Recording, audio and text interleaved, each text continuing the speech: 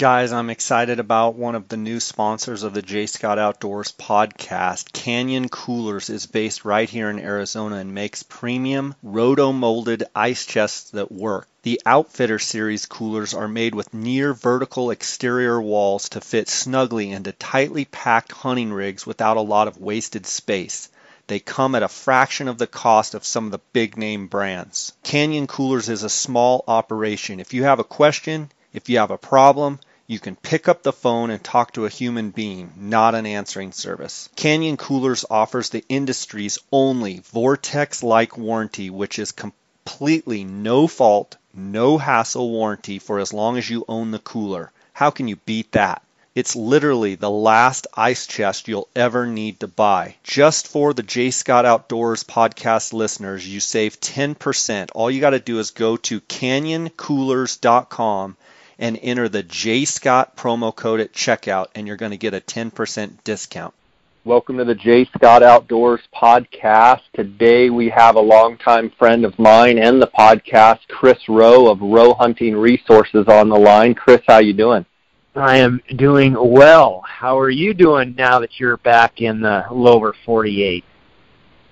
You know, it took me a day or two, to be honest, getting back from the Northwest Territories. I was pretty dang sleepy when I got back. I actually, 3 days in a row, took a couple-hour nap during the middle of the day, and I seem to feel pretty fresh today, a lot fresher than I did. You know, it was an awesome hunt. I had an incredible experience. I did not find a sheep to harvest. Did not find. At Arctic Red, they like to harvest 10-year-old plus rams. That's kind of the benchmark that they set, and that's number one. And number two is I wanted to find, a big old, kind of flaring, awesome ram, and I didn't find either of those. I had a great time, incredible guide. My guide was 59 years old, Chris, and I could barely keep him in sight.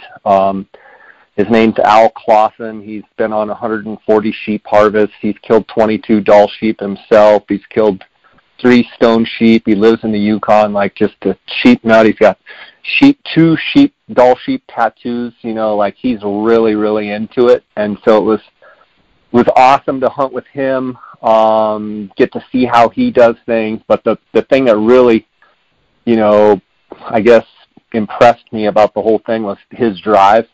He would see a point like, let's go look off of that. Let's go look off of that. And I know when people elk hunt with me or coos deer hunt, I'm sure they kind of feel the same way. And not having seen enough Dall sheep, rams, I probably didn't have the fire that he obviously has, but it was awesome. It was an awesome hunt. I would have loved to have found a big ram to shoot, but we didn't. And the good news is I have another hunt coming up. I leave August 18th for the Chugach in Alaska, so have a little bit of time for preparation and get back after it. Hopefully, I can get a big Dall sheep under my belt. Yeah. Now, on the Chugach hunt, I listened to your other podcast where you were talking to all the other sheep nuts, and is the Chugach hunt going to be kind of the same style of hunt as in, long ways in, really isolated, just vertical climbs? I mean, obviously you're dealing with an animal that lives on big mountains, so there's going to be a lot of climbing. But like I heard you say, is some of them you're going straight up, straight down, or is this Chugach one going to be more extended? Yeah, from what people have told me, which actually kind of overwhelmed me and a bit, frightened me a bit, just being honest. Like, a lot of guys said, oh, yeah, the NWT will just be a nice little warm-up for your Chugach hunt. The Chugach is one of the, the gnarliest places on earth. And, I was kind of like, yeah, listening to it and, never having been to the Chugach, but just hearing stories. And then going to the NWT and, we covered over 65 miles, and for me it was the most physical hunt day in and day out that I have been on. And so to hear that the NWT is, supposed to be, just a warm-up, I was talking to Dar on the phone this morning.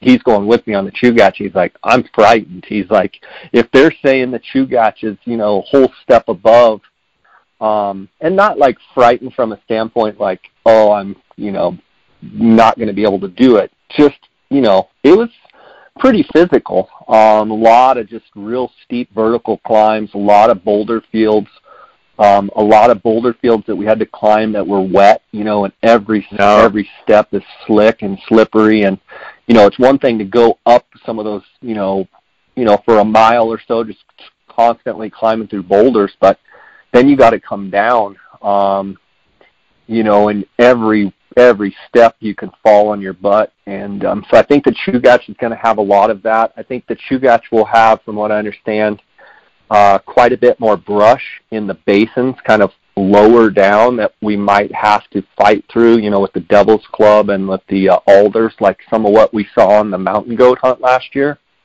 But I talked to Joe Faulkner, who guides for Frank Sanders, who we went mountain goat hunting with last year, and he was in the Chugach.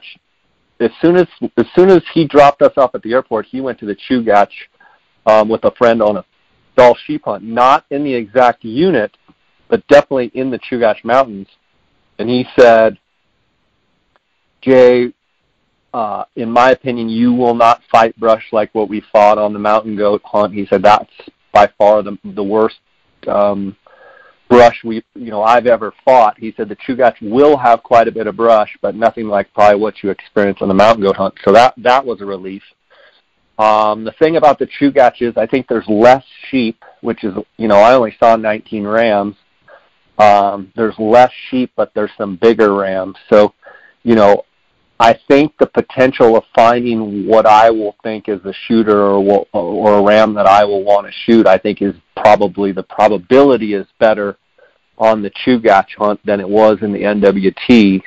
But I don't, like Lance says, my guide, he's like, you have to capitalize on every sheep encounter that you have, especially if it's a shooter, because they tend to be a little jumpy, and if you booger them, they might be gone forever. So it's going to be an adventure. I'm looking forward to it. And my first day back, I went hiking, and man, I just didn't have it. My wife went with me, and she's like, "Man, you're just a lug." I think my body just needed more, rest. And I felt a lot better. I felt a lot better today out there than I did. So, I'm pumped. I'm going to tweak my food list a little bit, and some of the different things. Temperature-wise, will be a little cooler. So, yeah, there's some things for me to tinker with over the next couple weeks. So, nice. So, obviously you've been a sheep guide for, I think, how long, but you're talking down in kind of, they're mountains, but it's almost, I guess I can't say canyon country, but it's, low rock, low mountains and kind of that, desert sheep country. So and I said, what was it, Jason, that said that, there's either people that are sheep hunters, there's people that aren't. So after this one hunt, can you determine whether or not you are a sheep hunter? Are you a passionate sheep hunter, or was it a trip that you're like, man, that was awesome, I'm glad I got to do it, but I probably won't do it? Obviously you got the Chugach one coming up, but yeah, do you think this is something that's going to be in your blood? I think it's twofold. Yeah, I think if I answer it honestly, I think there's two parts of it. I think there's parts of it when you're hiking your balls off, and literally, you're just one foot in front of the other on these rock boulder gardens, and you literally hiked for 4 hours, and you're still in the rocks, and you're just going, what am I doing? There was a bunch of times when I honestly was just like had to sit down, not from a standpoint of like so exhausted that I just couldn't go any further. It's just mentally, with those rocks being so unstable up and down, and you're just going and going and going and going, and you get to another fall summit. There were times when I literally had to kind of just sit down and just be like, all right, let's just take some photos. Let's just enjoy this for what it is. But on the other hand, there's part of me that's like, this actually sucks. Like this is not in anybody's, I don't know how anybody could think that was fun. Yeah. I think where being, knowing whether you're a sheep hunter or not is when you can see some rams and have that fire in your belly to be like, oh, I'm going to walk through this for days and days and days and finally get my chance at a big ram. Unfortunately, I didn't get that carrot at the end of the, string, so to speak, to like fuel that fire. I think it's in there. For me, I think it's deep down, it's in there. But I won't lie to you and say that it was just like, everything was great. Like every part of it was fun. Like I think you have to kind of adjust your mindset and your attitude if you're not used to that. Like I grown up in the desert and I'm a desert rat and, used to my type of desert. But, certainly those, shale and talus and some of those slopes where it's just boulder garden, just nonstop, that was definitely a mental grind. So I think I'm up for it. But I wouldn't say that I've graduated enough to be like, to answer Jason's question, to be like, oh yeah, I'm a sheep hunter. Like every year I'm going Dall sheep hunting. Like, let's see after this next hunt. And, I certainly love the animal. They're incredible. And, one thing about these hunts, Chris, is they are pretty expensive. So, whether a Dall sheep hunt is in the cards for me every single year, I wouldn't tell you that Dall sheep have bit me like Coues deer have me. Coues deer literally have me around their finger, so to speak. I just love everything about Coues deer hunting. And I feel like I've just dipped my toe in the water on the Dall sheep. And yes, I love it, but I don't know that I have the passion for it yet, like I do, say, for desert sheep or for Coues deer. Yeah, and see, that's the thing is with me, and I think there's something to, you said something, sorry, I know we're talking sheep, but you just said something that kind of struck a chord with me about, you went through that amazing experience, and it is. There's no question about it. It's an amazing experience, unbelievable country. The pictures that you posted were just freaking unreal. That country is just so big. And that's the thing. That's one thing that I will say that does attract me. However, I've been fortunate enough. When I lived in Colorado, I drew my bighorn ram tag, and I just out of just sheer, I didn't expect to draw it, but I said, and I didn't have that year, I didn't plan, on drawing the tag. I just picked a unit that was close to home, and that unit ended up being what I would consider a canyon, low rocky canyon unit. So it's not your high elevation bighorn sheep type of hunt. And I was fortunate to kill just a smoker of a ram, but I really don't have, I honestly can tell you I am not a sheep hunter. I served on the board of directors for Rocky Mountain Bighorn Society for 6 years. I love the animal. I loved being a part of the organization. But it just, now if someone said, hey, Chris, if, we gave you a bighorn sheep tag, would you take it? Well, yeah, but I don't put in for sheep, like some people just put in for every sheep unit and every sheep, every state and deserts, and they're going on multiple sheep hunts and, up north. And, I do like that canyon country type stuff, the low rock habitats for bighorn sheep. There's something that maybe it's just because I killed my first sheep there, and now I have that's the image I have in my head. But for going chasing sheep on a big mountain, it just really doesn't really do it for me. Now, the flip side, mountain goats. If I had the money in the time, I would definitely go on mountain goat hunts. There's just something about that animal. And yeah, now you're talking about the tippy top of the mountain, So there's just something about that animal. But maybe the reason why I have such a desire for mountain goats, my hunt in Colorado, this was a Mount Massive hunt, and so Mount Massive is one of the 14ers. I found two, and this is, and even my taxidermist that was on the hunt with me, he drew a tag as well. I found two billies that he's mounted, I don't know, well over 100 goats, and the guy knows what he's looking at, and he knows what he's talking about. The size, the body size of the first goat I found was, he goes, that's the biggest billy, that's the biggest mountain goat he's ever seen, whether it's British Columbia, whether it's Colorado, it didn't matter. It's the biggest bodied goat he'd ever seen, and was already, he was looking at it, we're sitting there looking at it the day before, and he's already going through his mind going, I'm going to have to buy the biggest frickin' form, and then I'm going to have to add to it. This thing's giant.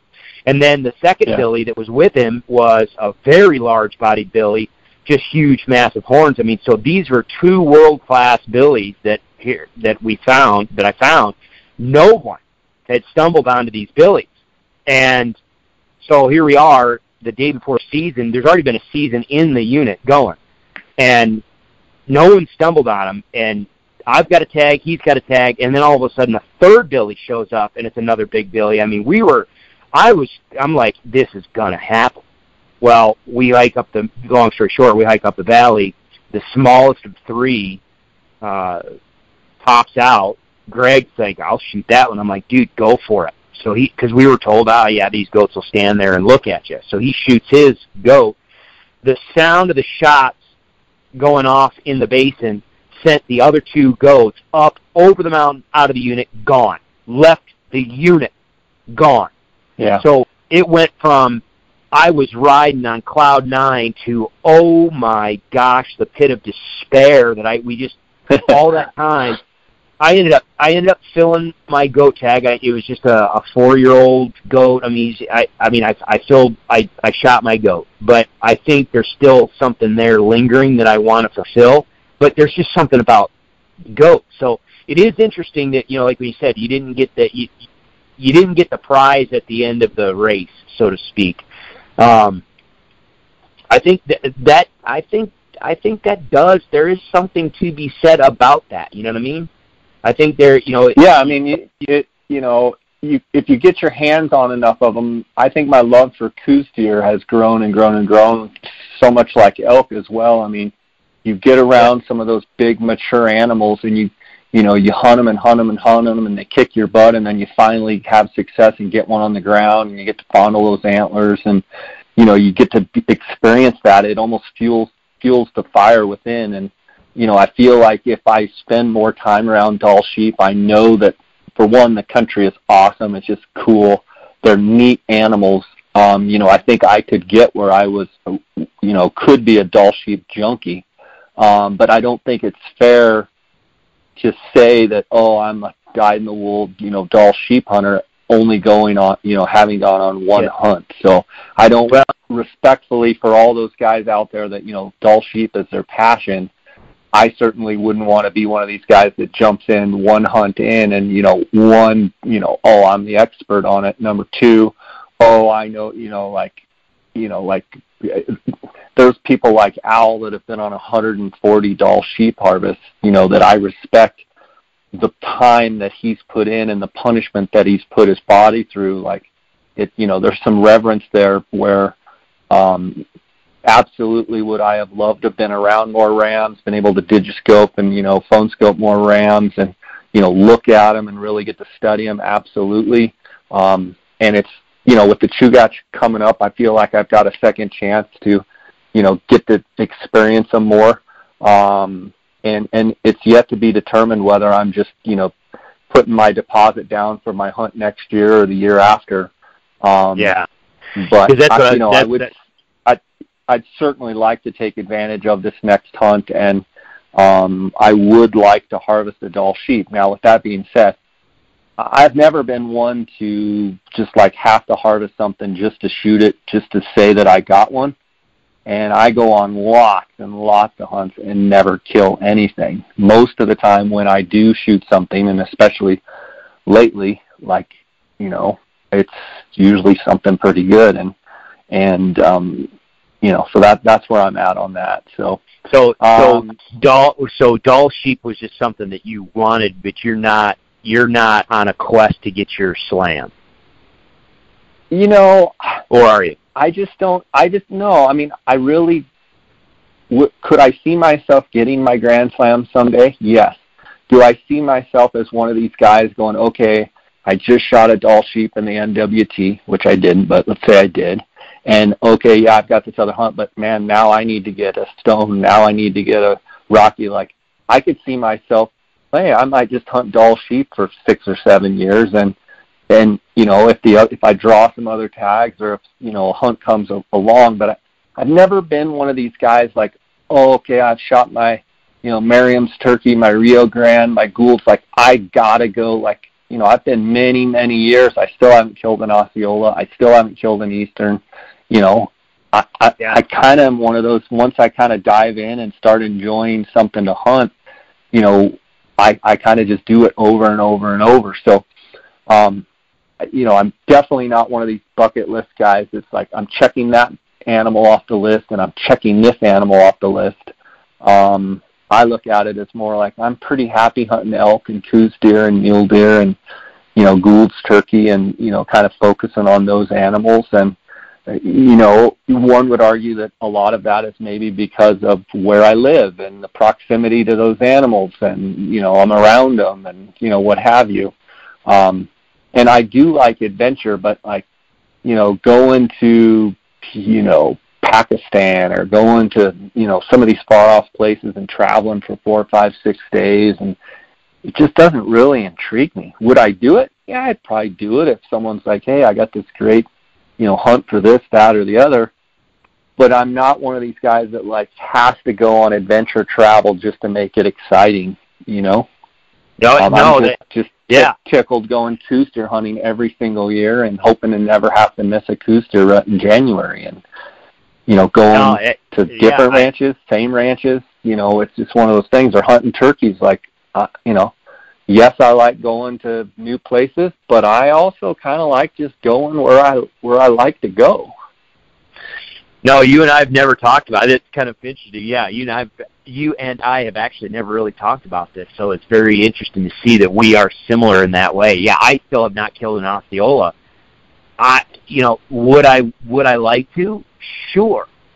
But is it a priority? No. I really love chasing my Rios. But you know, Gould's turkey hunting, you know, I didn't kill a Gould's when I was down there, but it was one of those things where I was like, I'm guiding, so we killed how many? You know, I mean, I got to call in and watch die, 50-some birds that season. So, in a way, you kind of live vicariously through your hunters as well. But no, I'm the same way. Someday would I want to go chase moose, whether it's Alaska or Yukon, I don't care, but I want one of those. I would love to go chase bull moose in the rut, calling, you know, doing it Jim Shockey style, calling them right point blank and, you know, call them to your toes type of deal. And in the country you were in, I think it would be really cool, maybe, I don't know, it's maybe, you know, mountain caribou I think would be interesting, just because I think the animal just is a cool looking animal. But I'm the same way, man. Yeah. I love chasing my elk. I love chasing my whitetails. I love chasing my turkeys. And quite honestly, I don't care well, you've already killed how many Rios. I don't care. I don't keep track anymore. But am I going to shoot 2 in the face, you know, next year? Yeah, because I love it. Yeah, I mean, that's kind of where I'm at. You know, you talk about mountain caribou. That was one thing about the trip. Little bit disappointed. I really wanted to see a bull caribou, you know, mountain caribou in the velvet. And we saw, I think Al counted like 58 or 9 cows and calves in one group, but we never saw any bulls. as well as I would have loved to seen a grizzly far off and just kind of check them out. But, you know, it was cool. I got to see my first Dall sheep. I saw 19 different rams, which, you know, it's funny. I've gotten some inReach messages from some guys that were on the second hunt after me, and they're like, you know, we've seen 35 rams in, you know, 4 days or something. And, you know, I'm like, that's awesome. And part of me is like, that's awesome. And then part of me is like, you turds, like, man, 35 rams in 4 days. Like, yeah, like I at all not like jealous, but in one way, can't wait for them to get back and just be like, freaking rubbing it in my face, 35 rams in 4 days. Twist the like, knife, yeah. Twist the knife, why don't you? Yeah, you know, and they're like, well, we shot a great-looking 10-year-old, and, you know, I'm like, great, that's awesome, you know, and then I'm not at all like, oh, they got one, I didn't, da-da-da, but it's like, you guys enjoy it because, you know, I felt like I humped around pretty good and didn't even see one, but, you know, that's hunting. That's the way it goes. Yeah. But let's dive into some of these elk questions. I put out on Instagram, my question was, ask me questions about early season archery, muzzleloader, early rifle. So I was, you know, trying to get some questions, you know, regarding around the rut, you know, with this early season that we have coming up. And granted, I don't mind answering late season questions and all that, but with the hunt that's, you know, basically a month away, Chris, I mean, we are literally inside of a month, you know, Colorado season opening the last Saturday, I think, in August, which is whatever it is, the 25th, 6th, 7th, something like that. 25th. It's on us again. Another year. Here we are. And I know. So, I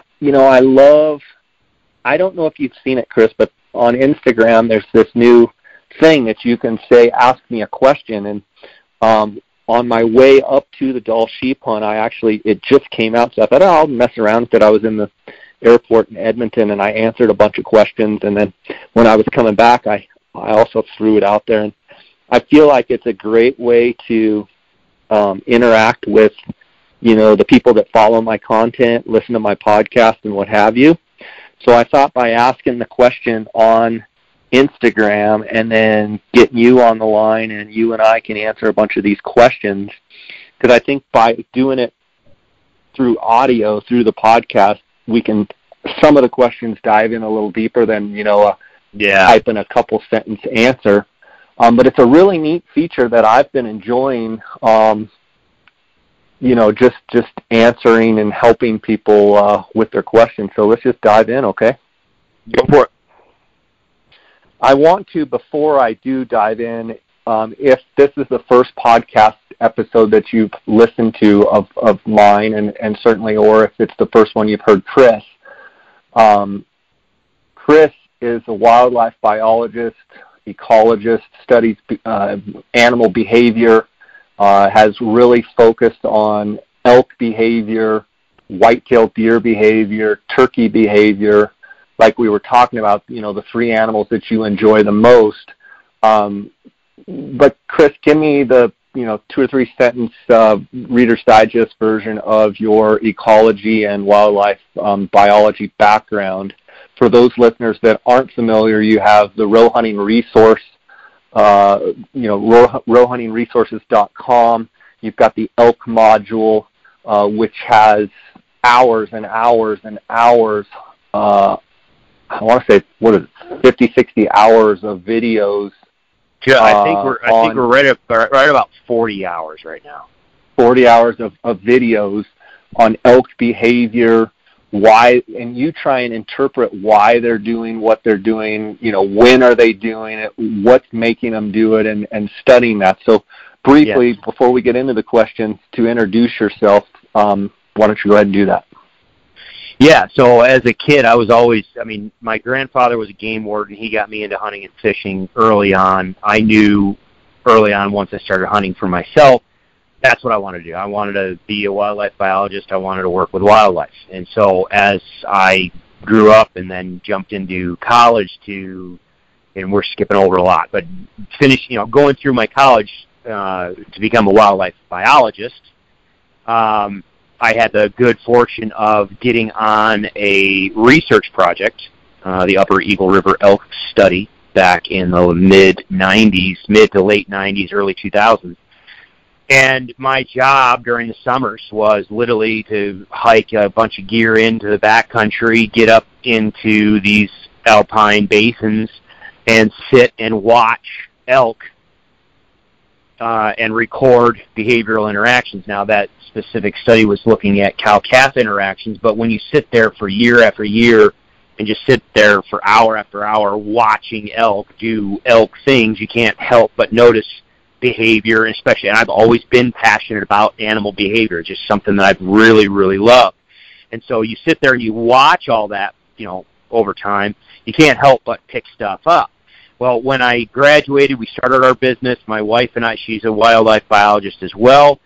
We wanted to work in the private sector, so we started our business. And one thing that I knew, or that we realized very quickly, is if you can incorporate behavioral considerations into whether your management plans, your habitat plans, and that type of stuff, you can be a lot more successful a lot quicker, just because you're utilizing what the animal already wants to do, or what the animal prefers, or you take those behavioral considerations and use them. Well, when you do the same thing from a hunting standpoint, it's night and day different as far as what your consistency in success is, but also, in my opinion, and what those people that enjoy what I provide through the elk module,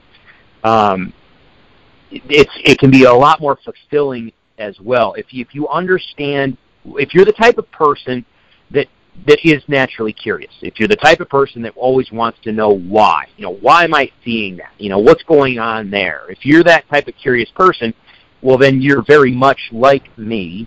And so that is the type of stuff I started sharing on that elk module. Say, okay, yes, we want to elk hunt, and yes, we want to call them in, or we want to get set up, or whatever. But here's what's going on from an elk standpoint. And so that's what I really started spending time doing. Not only working on the elk study way back when, but then looking what's going on in the fall, what's going on in their winter range. What are the cows doing in the spring? How they interacting with their calves in the spring and summer? So just 365 days a year. There's behavior, there's interactions, there's stuff going on, and I've just become extremely passionate about elk behavior. And as much as I can share on the website, I do. But the thing that I think is the most critical part of what we do on the website is anybody can flap their gums and tell you what to do. I mean, heck, this is what we're doing on this podcast. We're going to answer questions based on our professional and personal experiences and our opinions. But on the website, I really try to saturate it from a video-based standpoint, to where I'm actually showing you elk doing these things. So if I'm going to talk about a vocalization, I'm going to show you an elk doing the vocalization. But more importantly, we're going to talk about, okay, that's the vocalization, but how did that animal use it? What did it accomplish? Who responded to it? Why did they respond that way? What does that vocalization mean, or what does that behavior mean? Why are they behaving the way they are? So now you can literally sit hours upon hours, like you said, on the website and watch elk do all the things that you're going to see them do in the fall, but you don't have the pressure of having to try to kill it, or have a tag in your pocket. You can sit there and watch everything unfold. That way, A, it's easy to practice to, but more importantly, when you go out in the field and you see something, now you've got a basis of going, oh, I know what I'm looking at, or I heard this, I know what that means, and I know what the elk is going to do, and I know what the elk is going to expect, so I know how to handle myself accordingly. So, no, it's been a fun endeavor. I love it. We've got a pile. I mean, it's crazy. This year is just it. I think more and more people are looking for a much more comprehensive resource from a behavior standpoint, and one that is based in sound science. The other little thing that you'll hear me constantly talk about throughout the website or those videos is, you can never prove something to be. The only thing that you can really do from a behavioral standpoint, all you can do is really try to disprove it. And I think that is another thing that we are unique in. And you're not going to see a lot of spin. You're not going to see a lot of, your traditional dogma style conversations. And you and I talked really quick about this earlier. I get people sending me an email saying, "Hey, I got on there. I saw, I didn't see anything about the Estrus call. What do you think?" I'm like, "No, you're not. You and I have talked about that like to ad nauseum, but I've got hours of videos in the elk module to show why that's not. I mean, it doesn't exist. But I have numerous videos in there that discuss why it doesn't exist. Or people say, "Oh, I didn't see anything about challenge bugles." No, you're not, because they don't exist. But now, when you get into the dominant bugle discussion, you're going to understand why I don't talk about challenge bugles. But you're going to understand it from a behavioral context. You're going to understand it from an elk standpoint of why there's really no such thing as, in my opinion, as a challenge bugle. That vocalization exists, but it's not used for that manner. But you're going to learn why, from an elk standpoint. So, no, I think it's a great resource, human nature too to dive in and just want the quick answer. And I just think that's the nature that we live in, where we have information at our fingertips so readily available that it's easy to just, Google and get the quick answer. I think anybody that's, looking at, becoming a Roe Hunting Resources member and diving into the elk module for, the thousands and thousands of dollars that it costs to be a member. $25. Thousands and thousands. How much is it? Like $25 or something? Yeah, you get the 3 months, $25. Yeah, it is.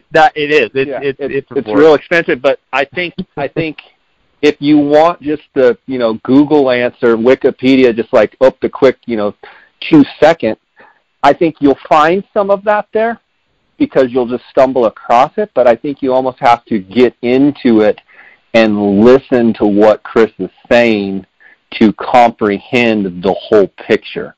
I don't think Chris offers any quick fixes or any, get rich quick schemes. It's more of, we want to understand why they're doing it, when they do it, how they do it. And, I think a lot of those terms that people say, well, what about the challenge bugle? What about the Estrus? What about, there's been all these terms that marketers have coined, and I'm not pointing fingers or, saying that anything's been done wrong, but they're just terms. And Chris, you may have different terms for other things and what have you, but if you're going to be a Roe Hunting Resources member, you have to realize that you're getting the whole picture. You're not just getting a snippet.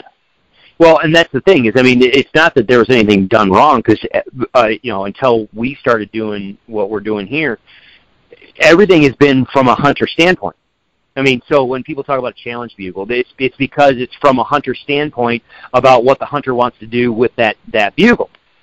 If you want to talk about the Estrus call, the whole reason why the Estrus call came about is because, certain people saw something and thought, well, I see this and this is happening and that one, well, it must go together. So it became about, and I think it's reached the, kind of dogma stage of where it's ingrained in the culture now, because it's people talking about it from a hunter standpoint. Well, that's not what the elk module does. The elk module, on the Roe Hunting Resources stuff, we flip it 180. It's from an elk behavior standpoint. So that's why you're not going to, exactly. You're people that come into this are the type of people that want to have that deeper understanding of okay, what is going on and how do I use it? But it's a completely different way to frame and think about what you're doing out in the field and fall. So yeah, even you can see it. I'm going to start sharing some more stuff. Well, that's a longer discussion. But anyway, you can talk to anybody that has been on there for a long time. Even some of the most veteran elk hunters go through those, even the basics. You're like, well, I know what a chirp is, I know what a mew is, or I knew. Well, maybe Maybe. You know what it is from your standpoint, from a hunting standpoint. But do you understand what it's saying from an elk standpoint? Do you understand what a chirp and a mew is and what the differences are versus a lost mew? There's people that say, I want to sound like a cow. Okay, what are you doing? Oh, just chirps and mews. And then you hear them call, and you're like, no, that's not a chirp and a mew. That's a lost mew. You're conveying a completely different connotation, a behavioral vocal connotation than what you think you are. And so even some of the most basic vocalizations, the basic things that people think they know, there might be just, some of these things may not be earth-shattering. They might pick up one or two things on a couple of them, but other stuff, no. It's going to fundamentally change how you just flat out operate on the mountain. So you need to go through it and just, go through the behavior stuff first, because that, the foundation, there's a reason why I couch things under, foundation principles, and I put them in order. So you got behavior first. Understand how an elk communicates, how it moves across the landscape. Okay, got that. Now I'm going to move into vocalizations. Okay, I got that. And then recognition, and then the video. Everybody just wants to jump right to what it's called the strategies and actions section, because that's where I'm out in the field calling elk. It's cool. It's the fun part, but I'm telling you, it's a fundamentally different way of thinking. So people, when they go into it, need to understand that when they go into this, go in with your eyes wide open and go through every video, and don't just try to hunt and pick and choose, because there's so much more in there than that. For sure. Let's dive into a couple of these questions. Chris, some of them are pretty short. Some of them, I may cover and you might not even have anything to add, and we'll just bang through some of these questions. First Sure. question is from Tober. Well, it's TOBERSECONNY.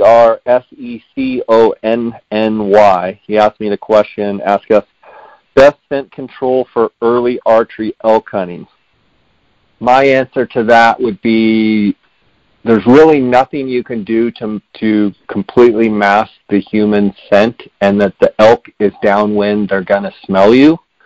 I can tell you that some of the things that I do are I put my camouflage clothing, if I'm hunting in Arizona and hunting from a camp, so to speak, and I'm hunting out of my truck day in and day out, I put my clothes outside of my travel trailer. I put my clothes in a Rubbermaid or Action Packer style, sealable type case that I can easily get the clothes in and out of. I try and keep the clothes clean. I try to use unscented laundry soap. I try and when I get to camp, I try and get pine and juniper and sage and some of those different things and put them in the container with the clothes. I try not to cook in my clothing. I try not to go in restaurants in my clothing. I try and change my socks twice a day, morning and night. I try and eliminate as much human smell as I can. But like I said, there's nothing in my mind that you can do if an elk's downwind. They are going to smell you. I would tell you if you're in the backcountry, having an unscented deodorant could help. I could tell you that washing your clothes routinely and maybe having a shirt that you hunted in yesterday, you wash it in the creek, you hang it up to dry, you put your fresh shirt on, doing that kind of stuff can help. And I definitely think that there's, things that you can do like that. For scent control, I definitely think you can, spray elk urine on your clothing, and I think you can obviously smell like elk urine. Or other things, skunk scent. I mean, I've heard people smoke up at a campfire and get, the campfire smell, and they say that helps. I've heard people say that they spray, I forget the brand. I want to say it was Cutter bug spray, and I've actually done it quite a bit where you just cover yourself in mosquito bug spray.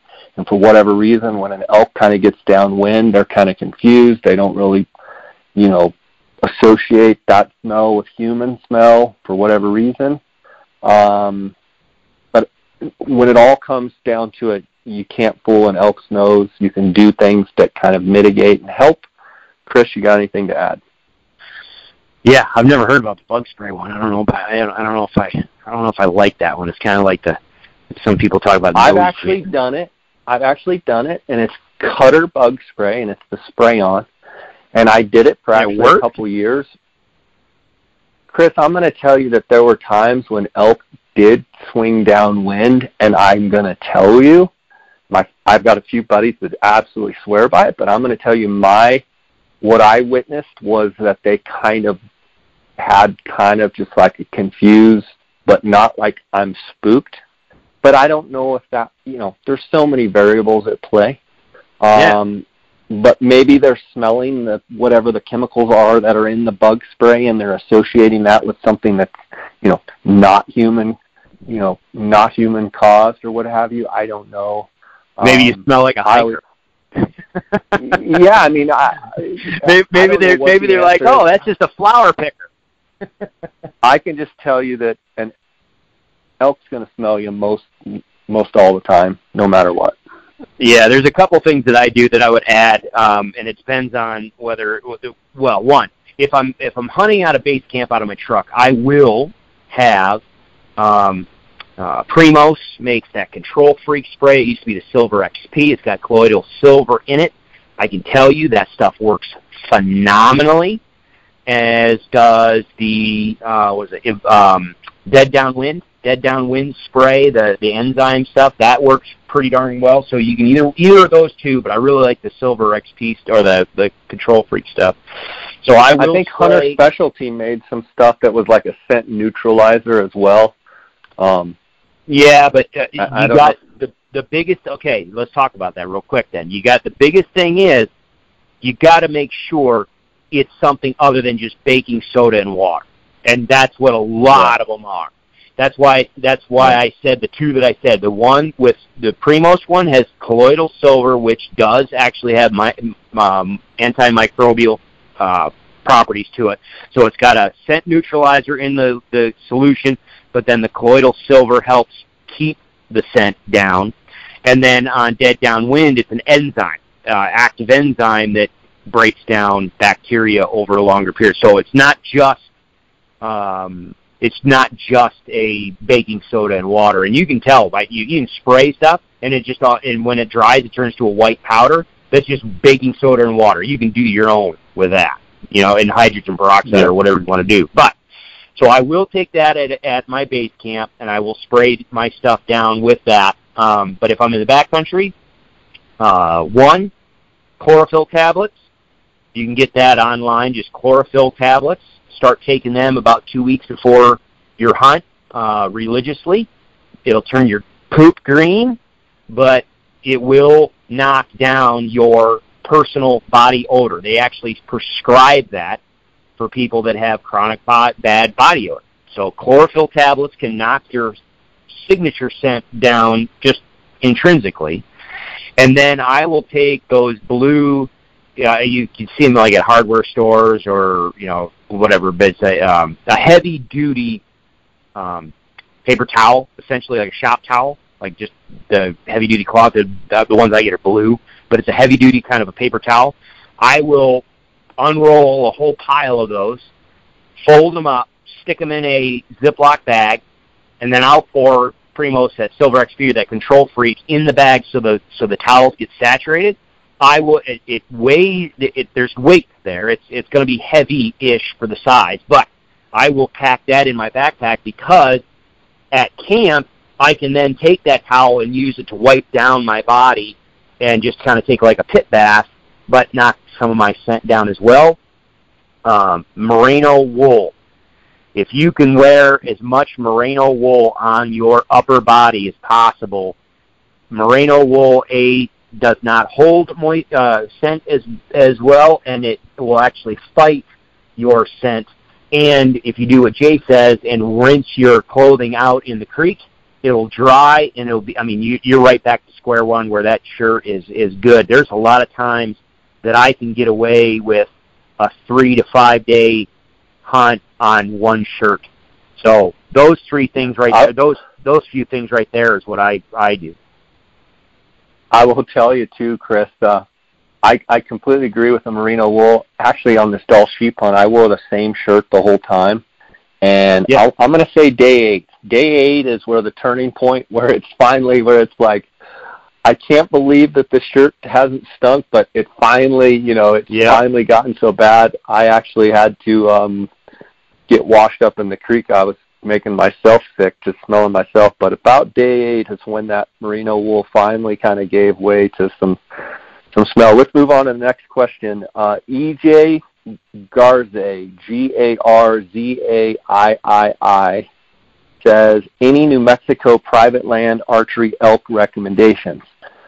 I would tell you that Tom McReynolds, Black Mountain Outfitters, I've had on the podcast. I believe he's over in Units 12 and 13, maybe in Unit 10 some. He's got quite a bit of private land in Unit 12.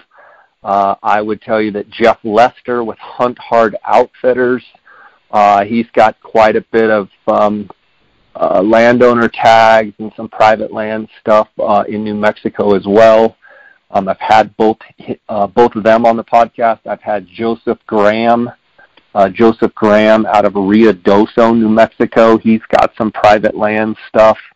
I'm sure there's other great ones out there. Those are the 3 that are kind of jumping out. I'm trying to think if I'm missing anybody that's been on the podcast. Chris, do you have anybody? Well, I'll also add you've got the Mescalero Indian Reservation for elk would be an interesting private land option. Not giant bulls, but quite a few 320, 330, 340, maybe 350 type bulls. Every once in a while they kill a 370. That's kind of over in that Ruidoso area. You've got the Zuni Reservation, which is kind of south of Grants and Gallup, New Mexico, kind of in that country. You might look into that. As well as I believe there's some Navajo portion in New Mexico that, you might consider looking into. Chris, you got anything to add on the New Mexico private land stuff? Yeah, the only one that I personally know is Lobo Outfitters, Lobo. They've got a big property outside of Chama.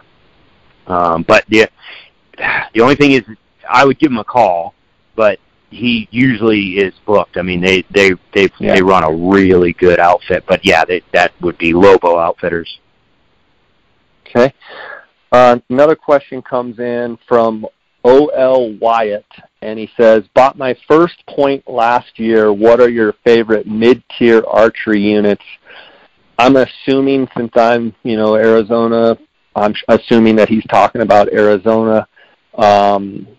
Wyatt, if you just bought your first point, one of the things you need to understand in Arizona specifically, there has been a change in that up until a couple years ago, you had to have the most points in the unit that you applied for as a non-resident in order to draw that tag in the bonus point pool pass. Now they've made it where 5% of the tags go to the people with the most points, and 5% of the tags for non-residents are completely random. So keep in mind that even though you're put in for 1 point and you're wanting to know mid-tier units, I always recommend for your first choice to pick a 9 or a 10 or a 23 or a 1 or a 3C, potentially as your first choice, because you can draw now with the new stipulation. But to answer your question, mid-tier units, if you're looking just below the top units, I'm going to say like a 7 West, a Unit 8, a 5B North, a 4B, 7 East. Those are probably the top kind of mid-tier units in my mind. Maybe a 6A Archery, maybe a 5B South Archery. Those units are kind of mid-tier. Chris, anything to add there? No, dude, that's your wheelhouse, brother. No, just listen to what Jay just said. Okay. We've got a question. Archery elk hunting only have 1 week for Montana, but can be any week. Which would you pick? Chris, I'll let you dive into that one.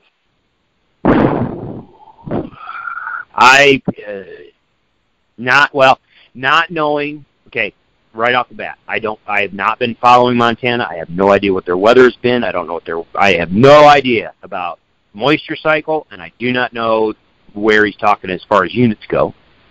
All things being equal, I guess if I just had 1 week, that's it, done, end of discussion, I would probably choose that time frame around the equinox. So maybe, usually that fall equinox, that 19th, 20th, 21st, somewhere in that frame is when you get the fall equinox. So if you can time that to where you're there a few days earlier than that and a few days after that or something like that, that's probably what I would lean into.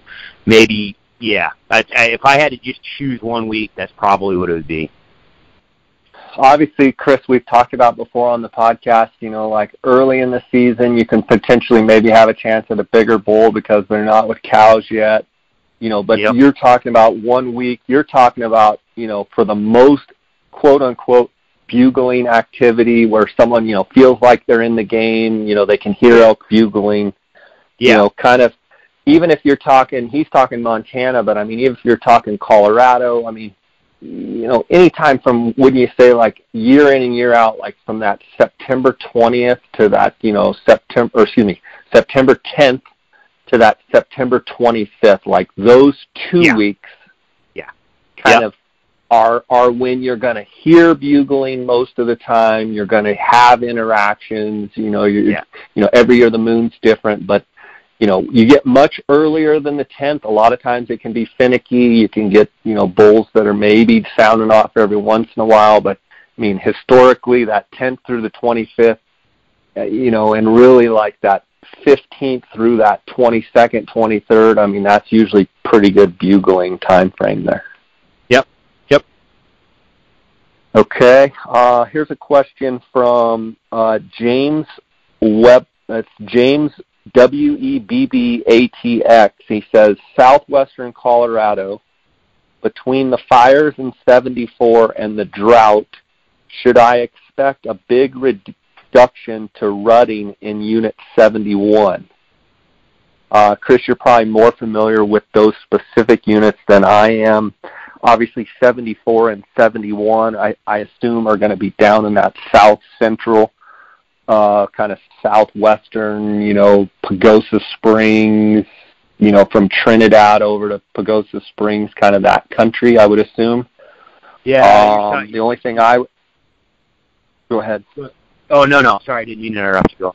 Keep going. The only thing that I would weigh in is I mean, guys, if they just had that spring fire, which happens to be close to that Ot 6 ranch where I'm the hunt manager, you got to know where you're going, and, you don't want to show up for your week that you've taken off work and, what happened? My unit's burned. So, I mean, go on, Google the spring fire, go on and Google the 416 fire, figure out exactly where those places burned. And my recommendation would be stay away from those units right now. Although people say, elk are already moving back in there. Well, there's a lot of activity in there. I would probably shy away from those for a while.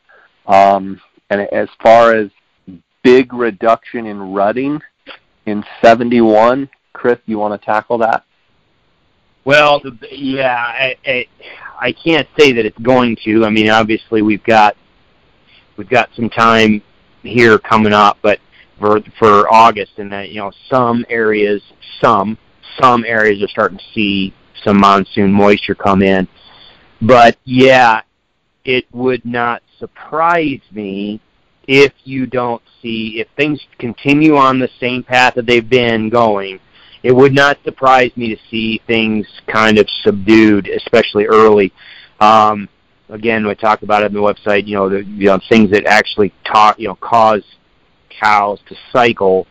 There's only one thing that's going to cause them to go late, and that is body condition. And yes, I mean, it's been pretty poor in some places. So, you might anticipate, plan for subdued, plan for not a lot of vocalizations, plan to really probably have to grind it out. But if that ends up not being the case, well, great, bonus, bully for you.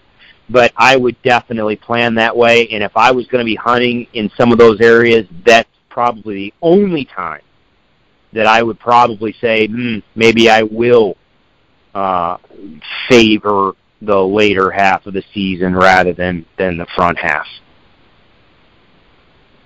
Unless you know where water source, unless you've got bulls patterned on water. Next question, Brandon Moreno 10 or Brandon _Moreno 10 on Instagram. I think he's asking me specifically, do you apply for Arizona anymore at all? Yes, Brandon, I do. I think I have 16 points for elk myself in the state of Arizona.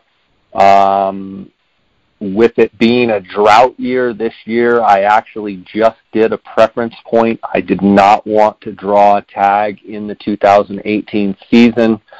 I'm a bit of an antler snob. I've shot some big bulls. I've killed 2 bulls over 400.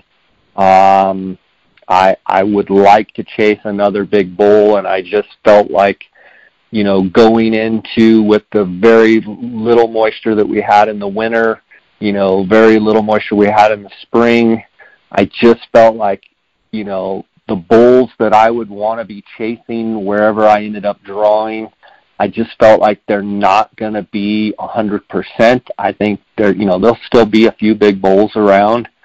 We've talked about that before, Chris. But yes, absolutely, I still apply in the state of Arizona, and I look forward to drawing a tag again one day. But I would like, with as many points as I have, I would like to draw on a maximum capacity antler growth year where, there's a chance for a big bull or 2 in the unit that I would like to be hunting. Let's actually take a quick break here to hear from our sponsors, and then we'll get right back into the questions.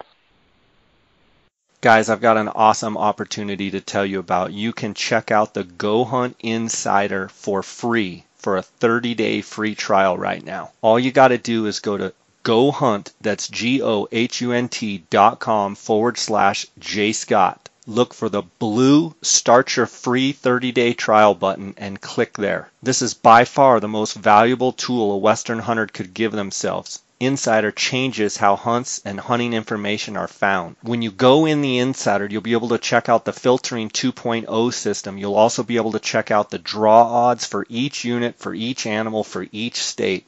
Go Hunt Insider has the best draw odds on the market as far as the most accurate. There's no one that gets as meticulous level of accuracy as Go Hunt Insider. You'll see there's complete coverage of 4,200 different profiles, every unit, every state, every species, every season. In-depth analysis, interactive maps, season trends, unit access, camping and lodging nearby, and historical weather. You'll also be able to see some of the additional benefits, the strategy articles on how to apply, let's say in Arizona for elk, for antelope, for deer. You can go in there and see how in-depth they get.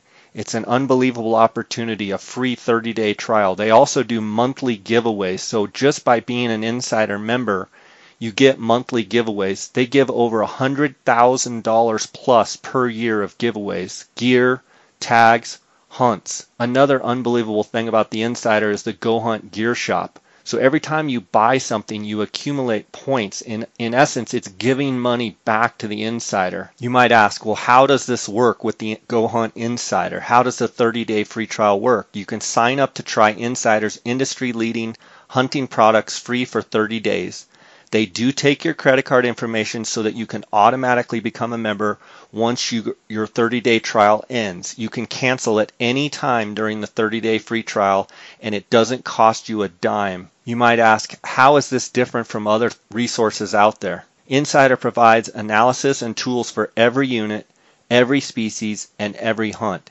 In each state that they cover, they don't just cover the top 10 units. Their coverage is super in-depth, and you can find those hidden gem units, maybe something that the draw odds are a little bit better and maybe some quality, it's slipped through the cracks and you might find a great hunt there. Right now, Go Hunt Insider covers Arizona, Colorado, Idaho, Montana, Nevada, New Mexico, Oregon, Utah, and Wyoming. All you have to do is go to gohunt.com/JScott and check it out now.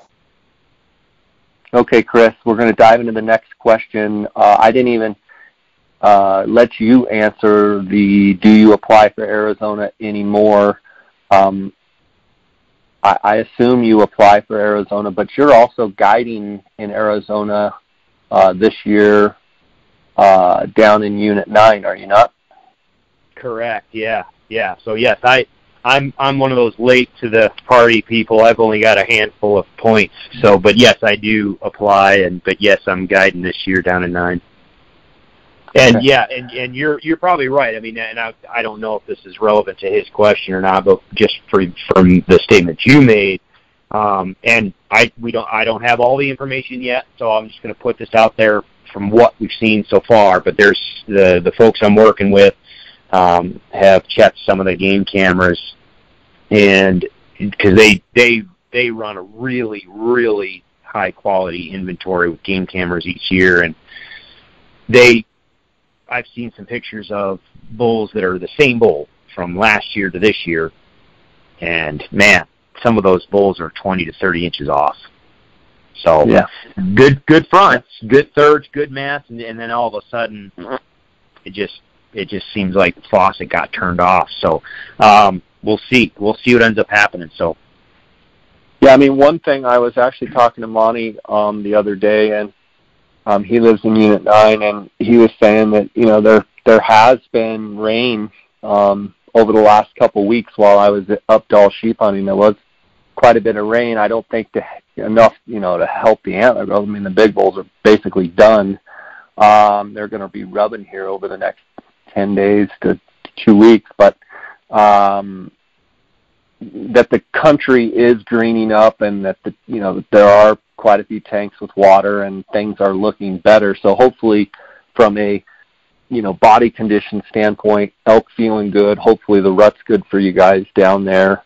I know over at the Ot 6 Ranch in south central Colorado, where I'm going to be, it has been raining over the last couple of weeks. It has greened up a little bit, but it's really, really dry in south central Colorado as well. So I'm not expecting, maximum capacity of antler growth this year at all. So next question is Joe Ingelgram, or Joel, Joelingram.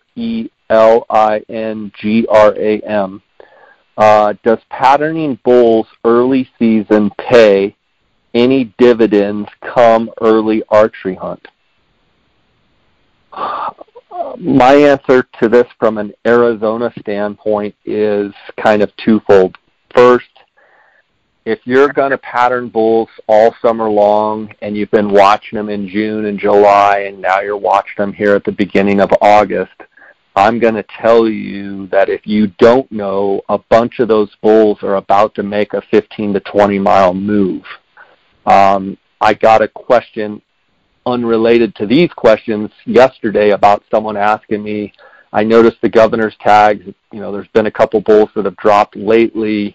Why do you think they dropped them in, third week in July when they still have growing left? I said, well, number one, I don't think they do. Those big bulls have much growing left. Number two is, I think those guides, for one, those tags usually run till August 14th.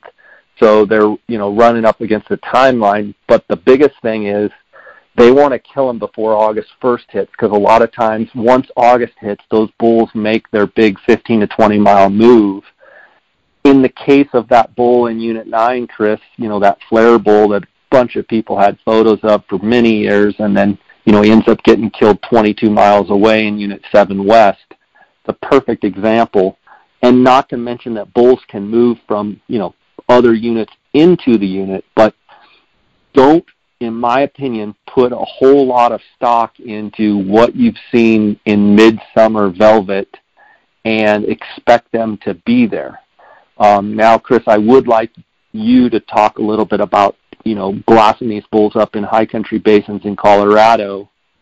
My experience with high country is you can watch those bulls there all summer long, and maybe that first, couple days of the archery season, potentially you could catch some of those bulls still hanging in the high country or hanging in those pockets. But typically they are going to make a move to the rutting grounds.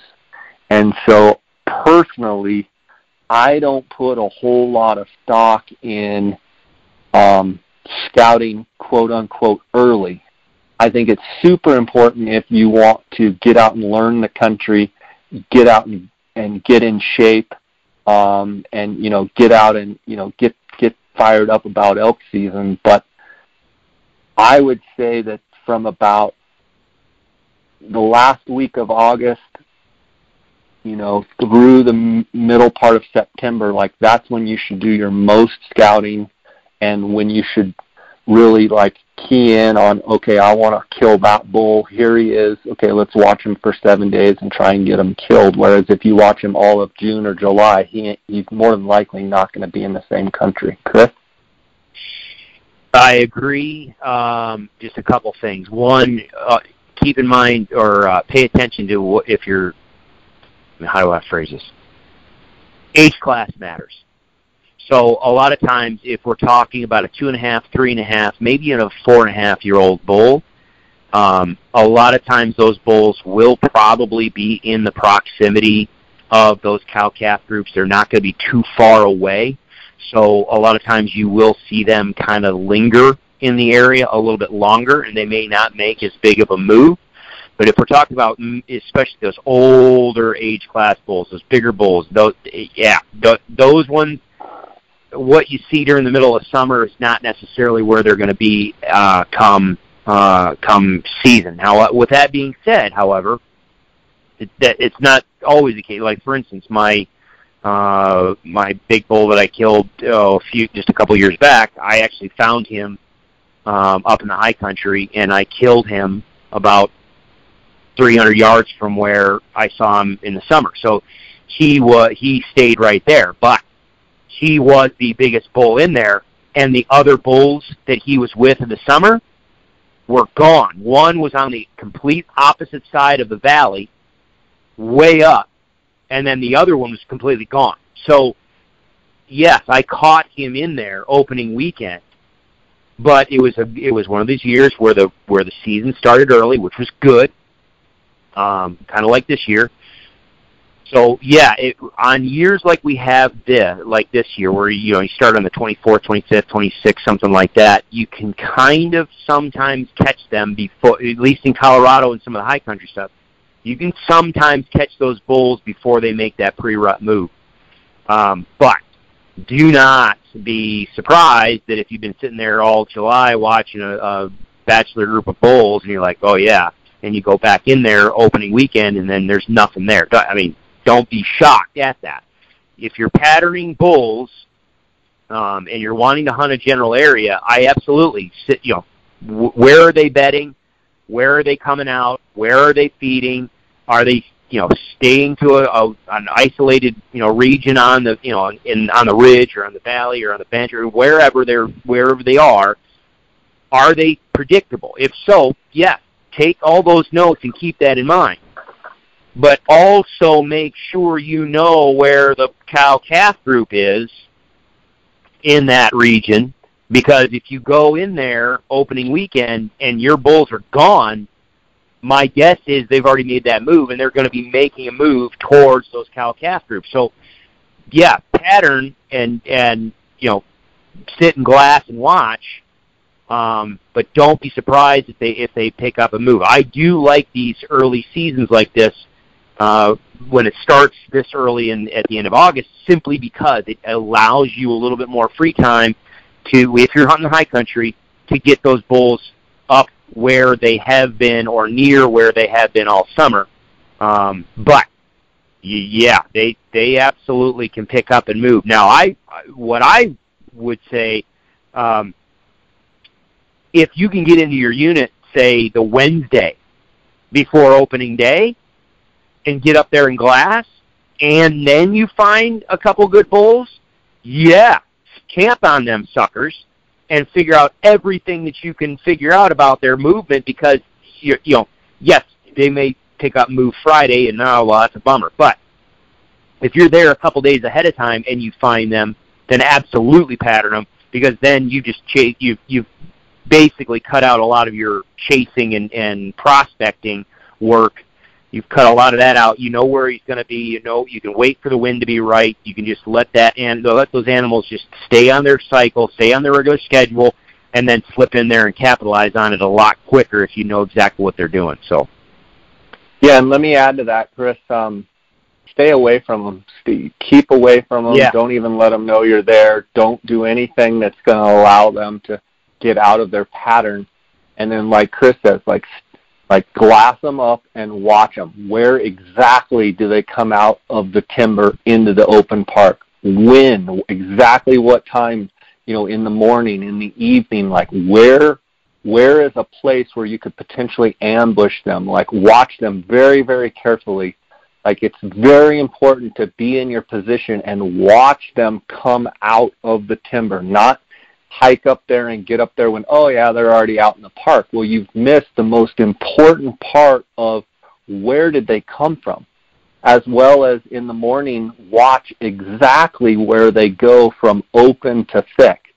Like which tree did they walk by? Pinpoint that, mark it in your mind, like take a photo of it, digiscope it, like have an exact, like by the dead pine, or by the 3 quaky aspens that are next to the spruce tree, and have, and the next day they did the same thing. Well, boom, now you've got a pattern. So it's important to look at those details. Yeah, and one thing, Chris, go ahead. Let me just add this though, and the other thing too is, and if folks are thinking about patterning with game cameras are getting a lot more popular, and this just came up with a guy that hunts in one of the spots that I hunt. If you're running game cameras, you need to be very, very careful. 2 things. 1, if you're running game cameras all summer, the activity you see in there in June, July, and early August may not be what you end up seeing in September. Repeatedly, I always hear people say, oh, I had awesome pictures, and then all of a sudden August, I didn't get another picture. Well, yeah, because they made that move. But the other thing that I'm seeing, this started back in early 2000s, but it seems to be more now. Everybody's so excited to see what's on their game camera, they're going in multiple times throughout the summer to go get their card and go check their camera. Well, if it's you and somebody else and another guy and 2 other guys, the more disturbance you start putting into some of these sanctuary areas where the bulls are hanging out now, you're going to bump them. The more disturbance you put in there, the more likelihood you are going to cause them to move earlier. So you really should, in my opinion, really, really resist the urge to go in repeatedly into these sanctuary areas, during the summer and disturb it, checking your camera. I think a lot of people are actually hurting themselves more than they're actually helping. Good stuff. Next question is Joey.Bluewater. Pre-rut, warm weather, midday. Do you think elk prefer to take cover in thick pines or quaking aspen? Chris, I'll defer to you. I'll take thick pines almost every time, other than the fact that when you say quaking aspens, I need to know more about what kind of stand it is, because some of the stands of aspen are pretty open. But then there are some regeneration areas after the beetle kill and some, fire or whatever, that are just so thick that, the elk will bury into that thick nasty, and it's just aspen shoots, grass, and blowdowns. They can get into that stuff and hole up into it. But if we're talking about mature open aspens versus dark timber pines, dark timber pines. Yeah, I'm with you as well. More shade, more cover, more shade. AZ Outdoorsman 1997, what exactly pushes a cow into estrus? Question mark. Chris, did you just smile? Colder weather. How did you know that? Colder weather, question mark. Full moon, question mark. Both, question mark. This year's hunt in Arizona will be a full moon. And AZ Outdoorsman 1997, I'm not poking fun at your question. I'm just knowing Chris. I just know Chris pretty well, and I know that he was smiling when this question came up. So what exactly pushes a cow into estrus? Colder weather, full moon, both? None of the above. Chris needs a... The answer is E, none of the above. Go ahead, Chris.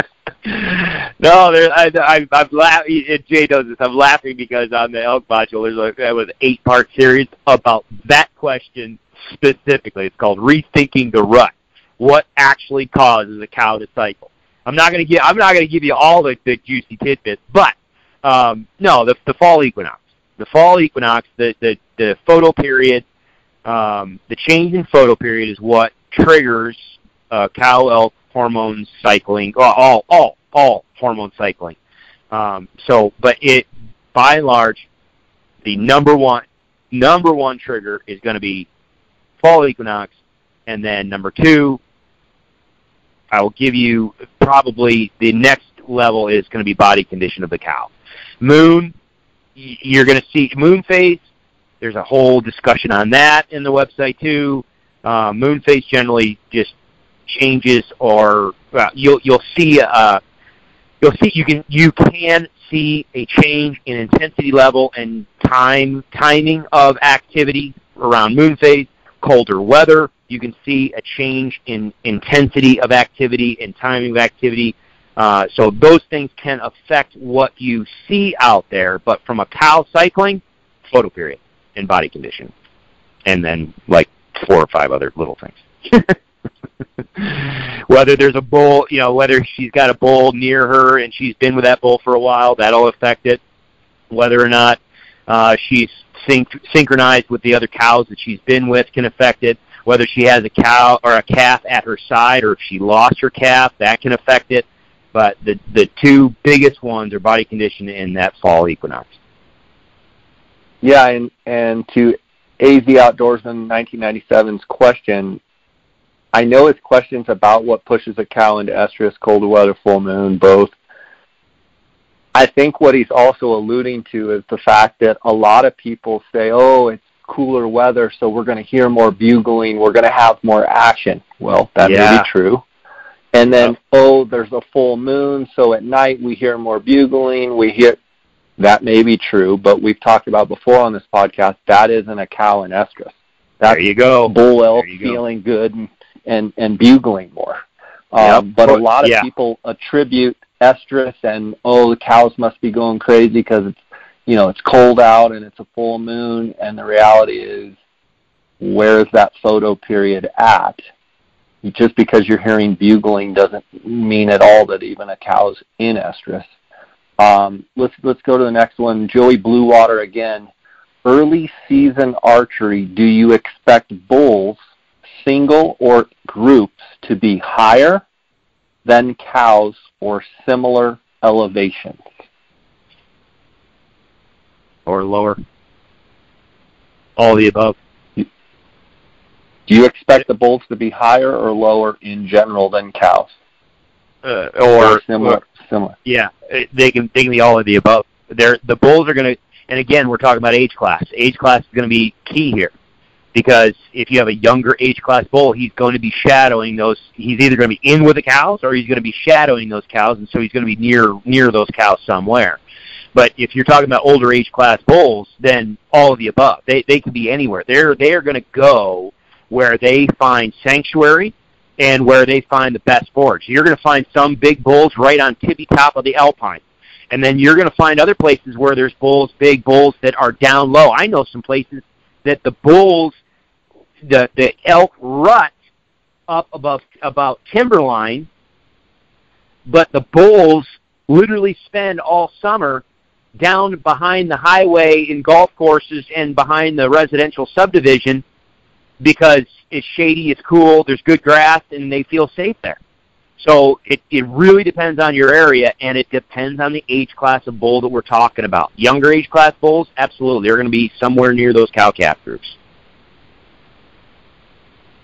Okay, Joey.Bluewater, another question. When is it too early, in quotes, to try locating bugles? Last week of August? ?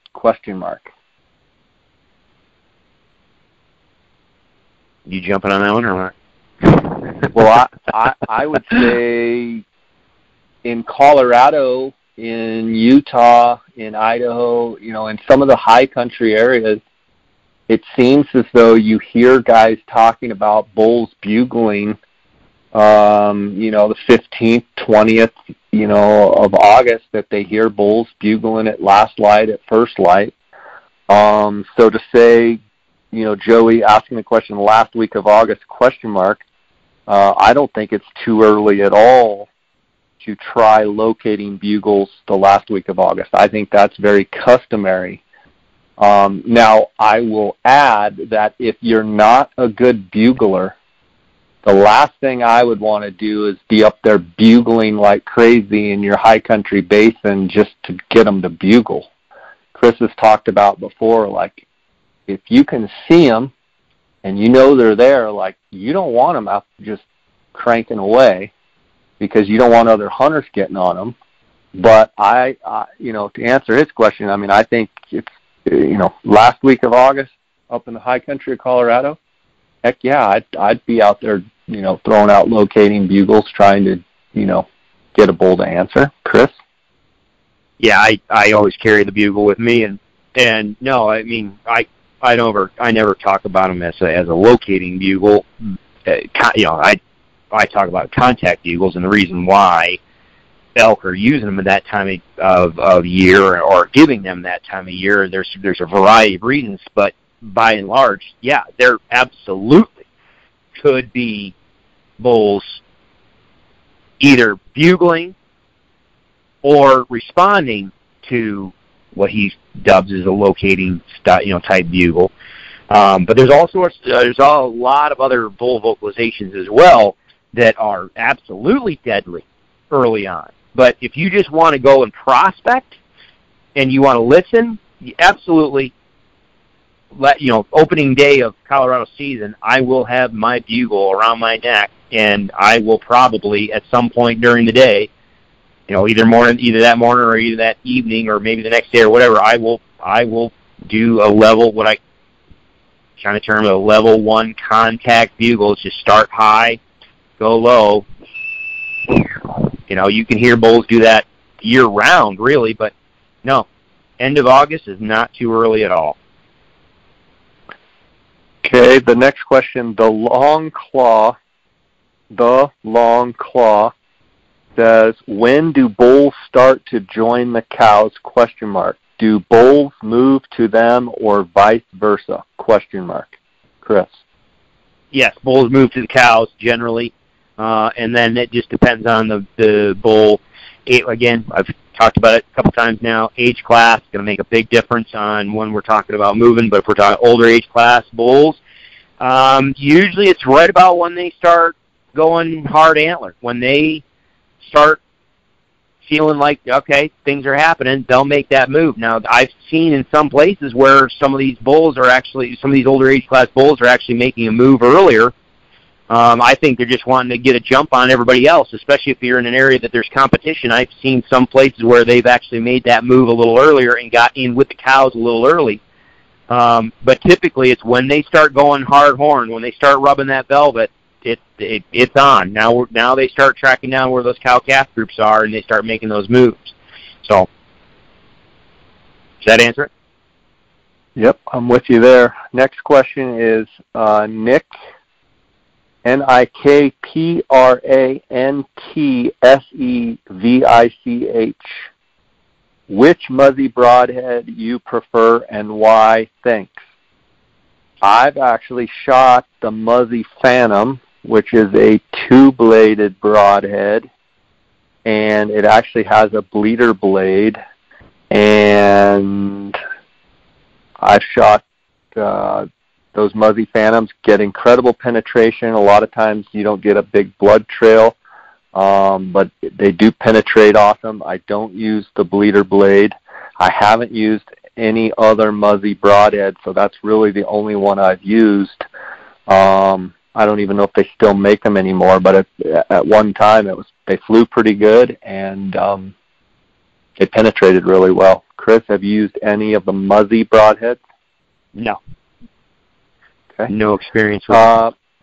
Next question actually is from Kramer Hunts. My friend Phil Kramer Hunts with a C.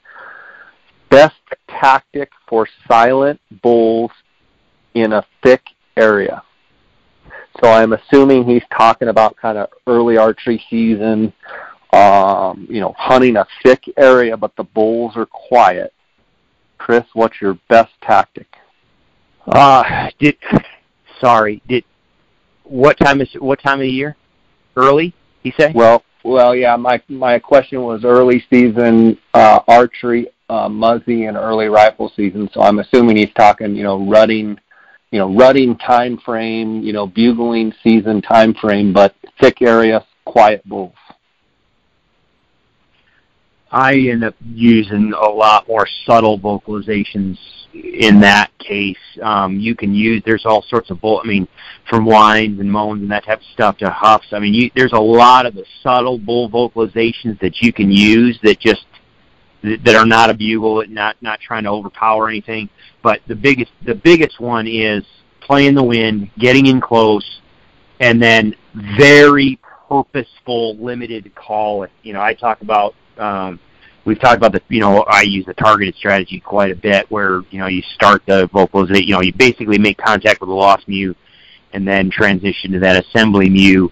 In those situations, that can be deadly. If the bulls are responsive, are interested in cows, that can be absolutely dynamite to use in those situations.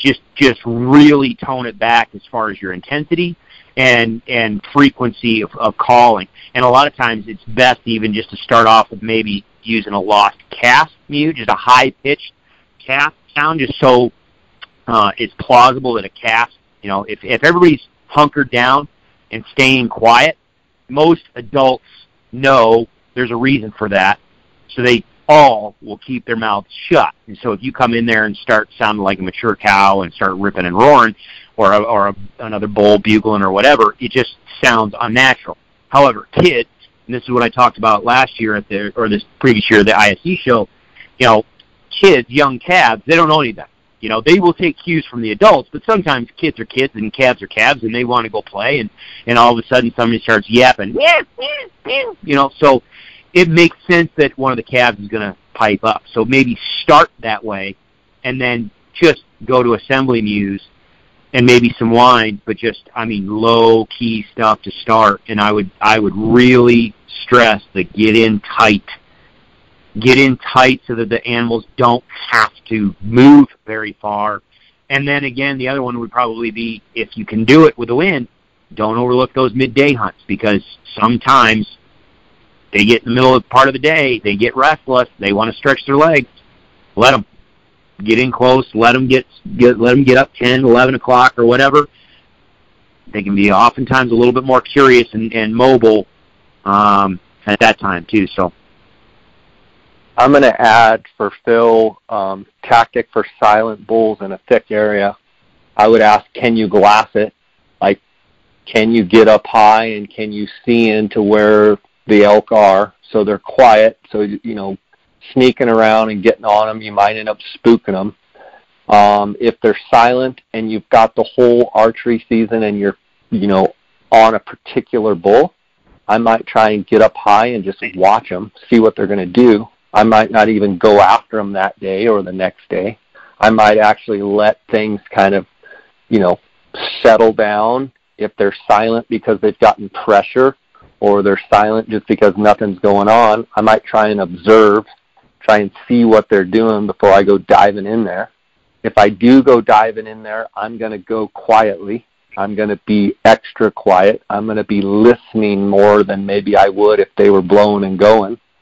I'm going to be probably moving slower, more methodical. I'm going to be trying to glass out in front of me. I'm going to be trying to just one step at a time in it, trying to observe, trying to listen, trying to pick up, the sound of, elk raking its antlers quietly, or, maybe cow and calf, just little subtle sounds, maybe bull glunking. If the woods are quiet, I'm certainly probably going to be more subtle, like Chris says, toned it back. And then the other train of thought is if you've got silent bulls, if, like Chris says, if you can get in close enough to where they are, so if you're going in slow, you're observing, their tracks, you can see you're on fresh tracks, you can smell them, you're close. Like I might try and get the wind right and just kind of make a little bit of a stand, do some light calling and just see if something will get up out of its bed and come to you. But, sometimes if you're trying to kill a certain bull, those are days maybe when you just don't go trouncing around. Maybe you back off. Maybe you get up high. Maybe you go sit a water. That'd be another thing. If they're silent, maybe, and you're not trying, nobody else is around and you're not trying to pressure a bull, maybe go sit the closest wallow or water where, maybe they just happen to get up and come to you. The last thing you want to do is go blow them out. Okay, Chris, let's see here. Let's actually take a quick break here to hear from our sponsors.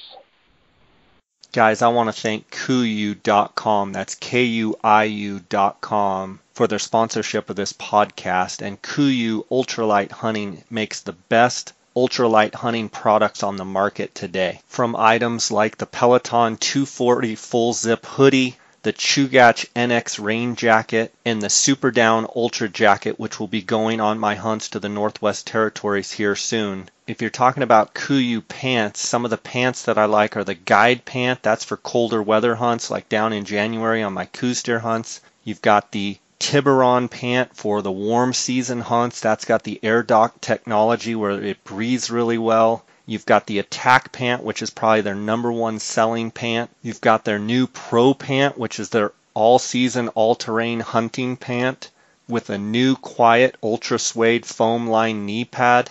It has 4-way stretch. It only weighs 19.6 ounces. It's got the Toray DWR water repellency. It's got the Toray Make Spec for odor control. KUIU's rain gear is the best on the market in my opinion. I routinely wear the Chugach NX rain pant and rain jacket. I also have worn on some of the lower 48 hunts the Ultra NX rain pant and jacket. Some of the other pieces you've got to check out are the Peloton, which is their synthetic version, either the 130 zip-off bottoms or the 200 zip-off bottoms. They also make them in a 145 merino wool or a 210 zip-off bottom merino wool. These are so convenient. You can leave your boots on, you just drop your pants, unzip your long underwear, and you're off and running again. Another amazing product are the Tiburon shorts. If you see any of the pictures of me in the summer on my Instagram account, 99.9% of the summer I'm wearing Tiburon shorts on all my hiking, all my fishing excursions. It's got the air dot technology.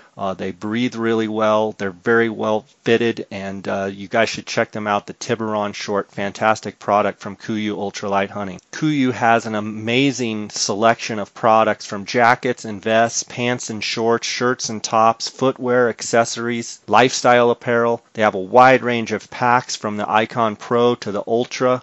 The sleep system, the KUIU sleeping bag I use on all my hunts. And then the tents, the Mountain Star 2-person tent, the Storm Star tent, just phenomenal gear. Make sure to go to KUIU, that's KUIU.com, and check out all of the phenomenal gear that they provide.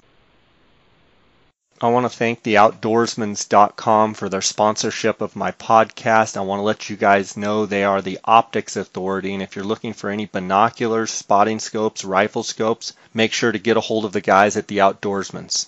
If you use the JScott promo code, you get a 10% discount on all Outdoorsmans products. Go to outdoorsmans.com or you can call them at 1-800-291-8065. Okay, the next question is from POURONEY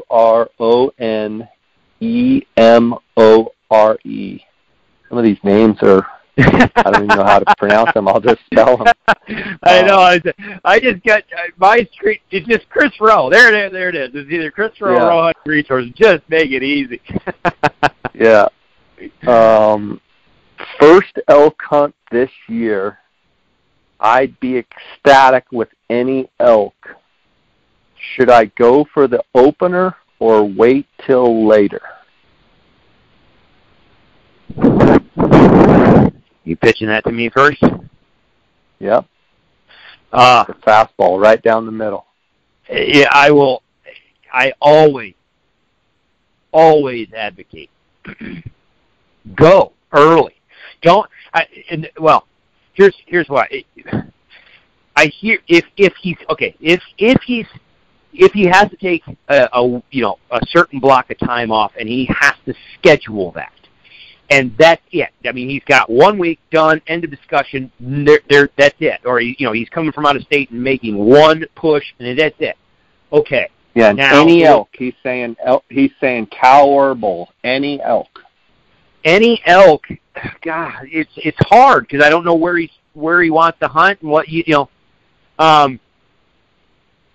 If he's restricted time-wise, then I would probably say kind of that week before the fall equinox, again, like what we were talking about, that, somewhere around the middle of September, because you can find bulls, you can find cows that are probably starting to cycle a little bit. So you've got bulls that are getting a little ruddy, you got bulls that are talking, you got bulls that are responding to calls, you got cows. I mean, you've got a little bit more likelihood of activity in the middle of the season. However, the trade-off is some of those animals are going to be locked down with cows, and so it can be difficult.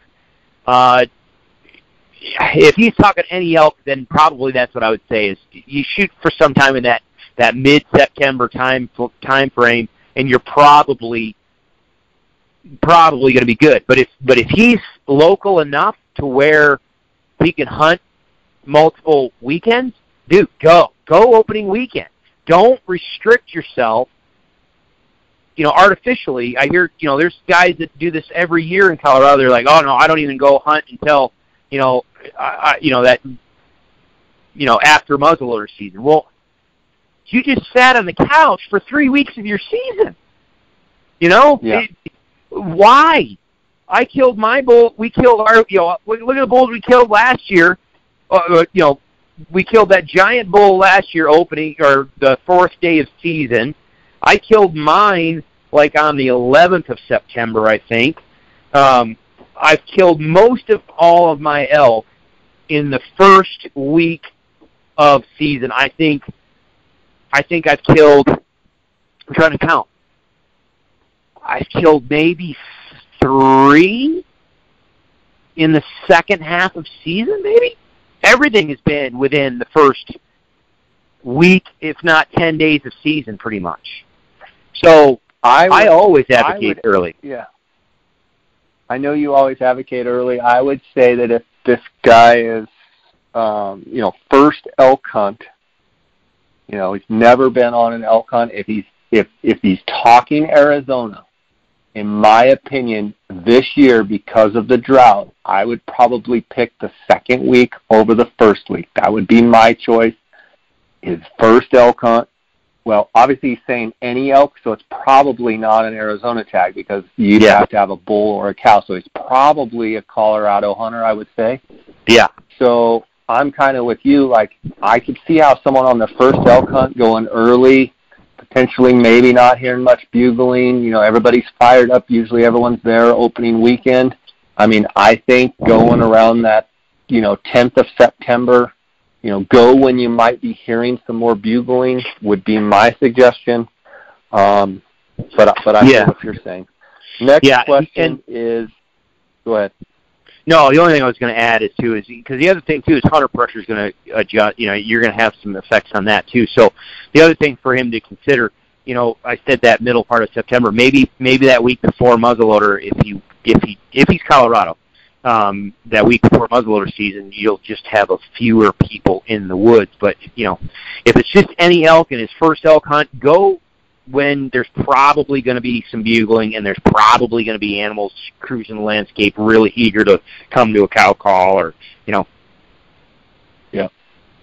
Next question's from KW Scott, and it's KWSC. Instead of O, it's actually 0 TT. He says, my dad drew a Unit 9 early rifle bull tag this year. What kind of bulls would you be passing on? Okay, well, he's asking me what kind of bulls would I be passing on. Is he asking me if I was the hunter, what I would be passing on, or if I was, their guide, what would I be passing on? So I will answer the question. And I have stated my opinion several times, and I've gotten some flack for it this year already from some guys, but I'm going to say it again.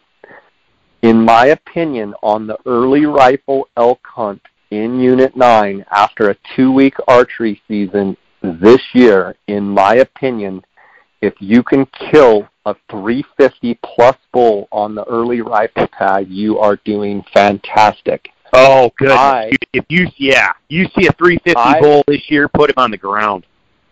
Yeah, I would not, if I was guiding KW Scott, I would not recommend your dad pass up a 350 bull under any circumstances unless he has killed bulls, 370, 380, 390, and he's one of these guys like, if I see a big bull, I'll shoot it. If not, I'm willing to go the whole hunt and not kill. That would be probably how I would do it if it was my tag is, I would be going after a big bull, and if I didn't find a big giant bull, I wouldn't shoot. I think people need to understand how drought-ridden the bulls are going to be this year, and I hate to be the bearer of bad news, but I've been saying it ever since the spring. I've caught some flack. Oh, you're a pessimist. No, I've done this for 21 years. Like, I've seen Arizona in a drought year. I've seen Unit 9 in a drought year. On a good year, you see a 350 bull just about every day. On a drought year, you could go the whole season and not see one over 350.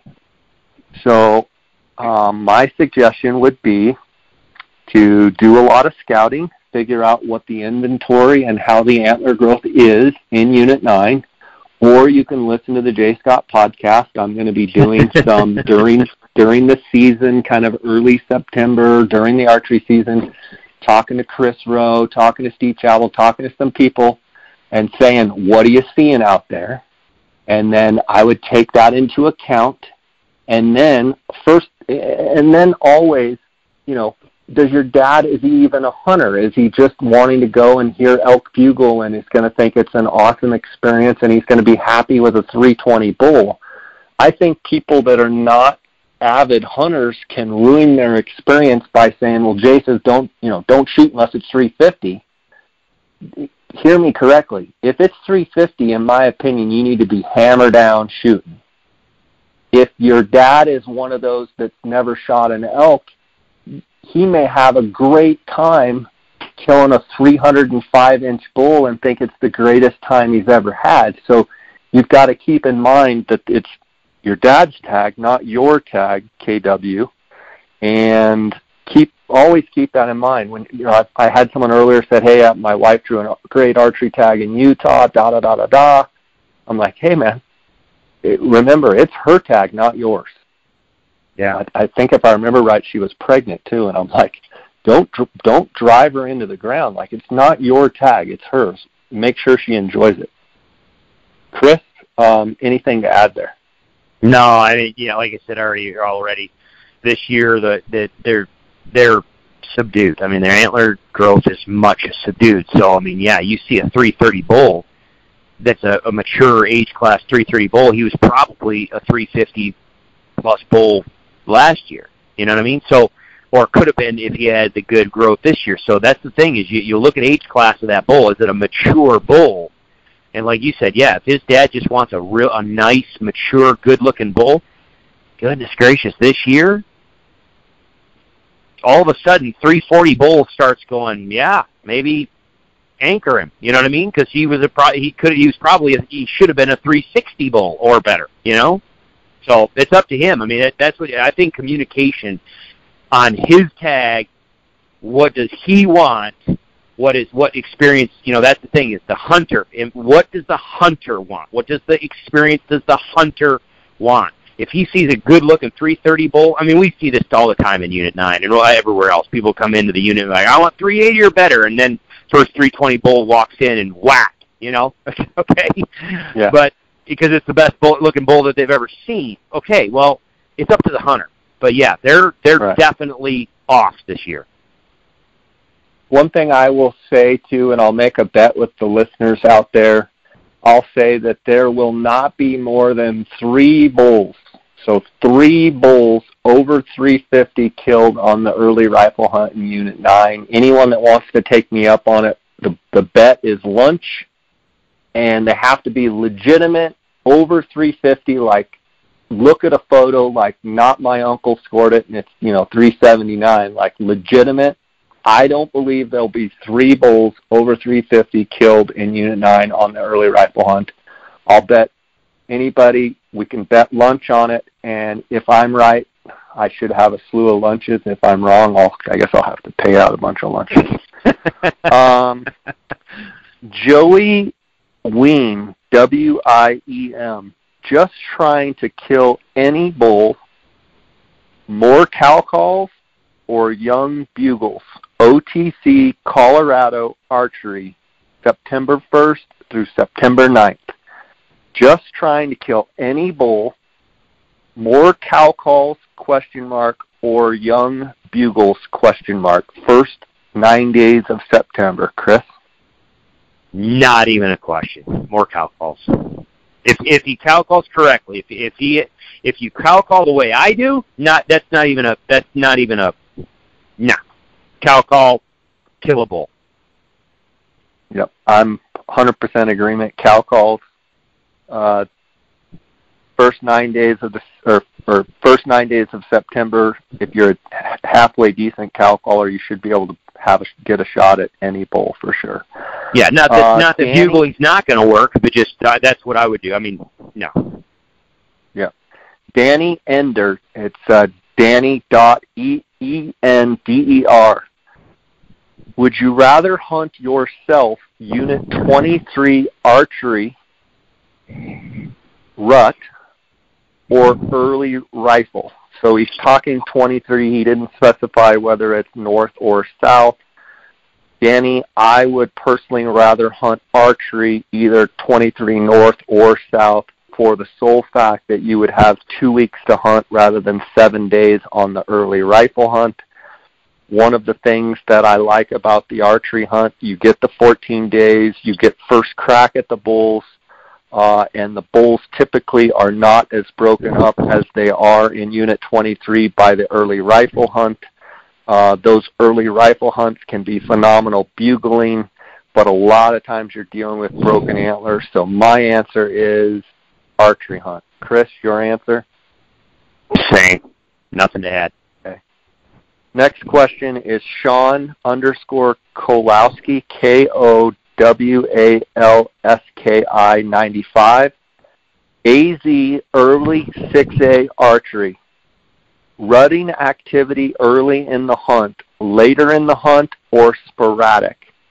Sean, I'm betting that there's going to be more activity later in the hunt than earlier in the hunt.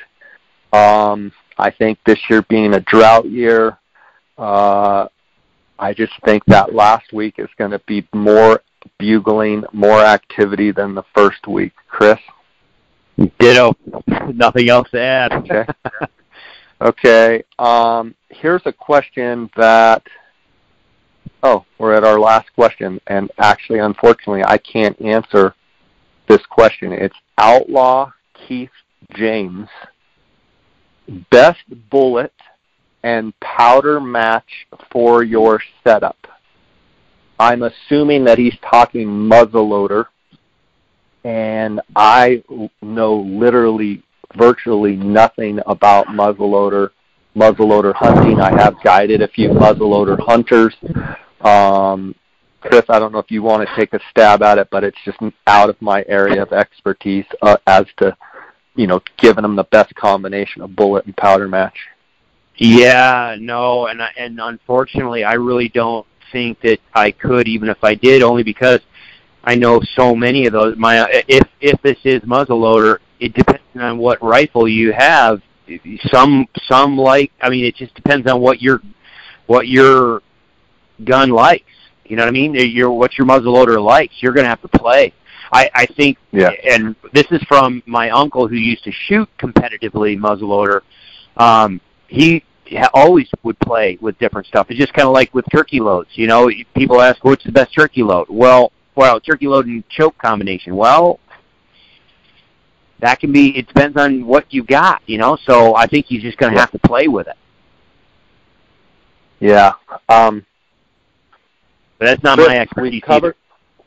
We've covered a lot of ground. We've answered a lot of questions. I want to remind the listeners, GoHunt.com Insider is my title sponsor. They've actually been with me about from episode number 5, and I think we're at like 400 and, what are we at, 460 or something. I'd have to even look.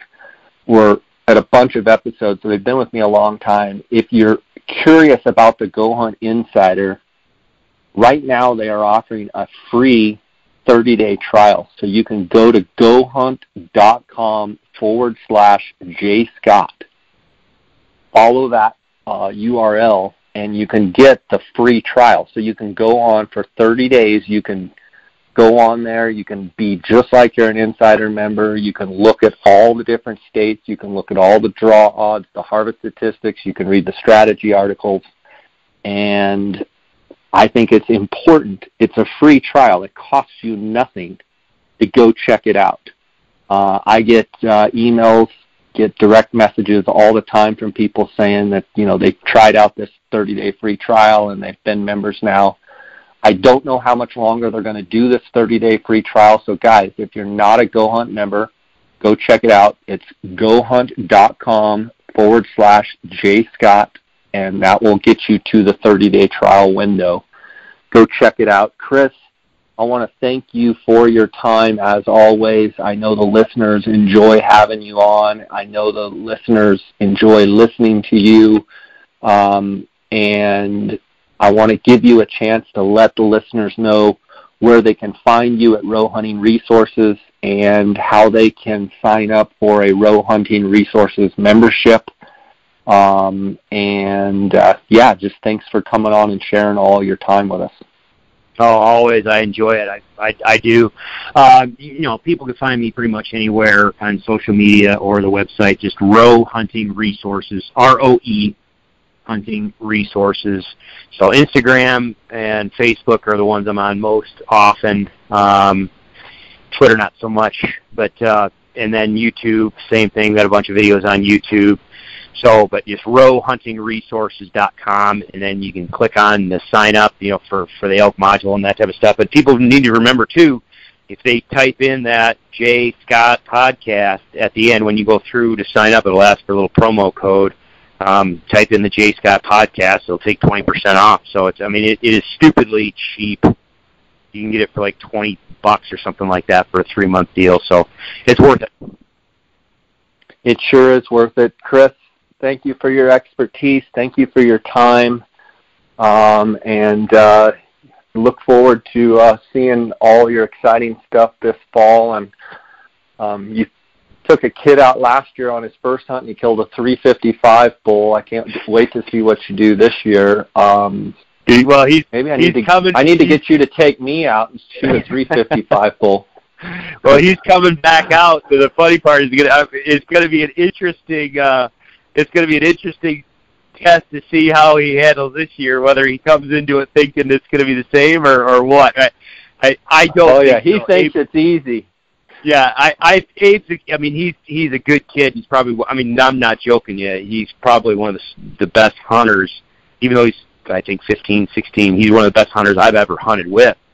So he's got a good head on his shoulders, but it's going to be an interesting year to see. If that little sucker, if we go out there and he pulls off another 350 bull, that's done. Oh Yeah, he's gonna have he's gonna have a target on his back if he goes and gets another. Oh, yeah.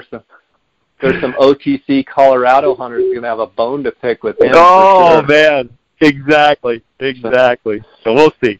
Right on, buddy. Well, thanks for your time. I'll catch you later. Okay. God bless. All right, brother. Good to have you back. And yeah, I can't wait to follow you and see how your next sheep hunt goes. Yeah, hopefully we can find a big ram. So I'm looking forward to it. Right on, brother. Talk to you soon. Take care.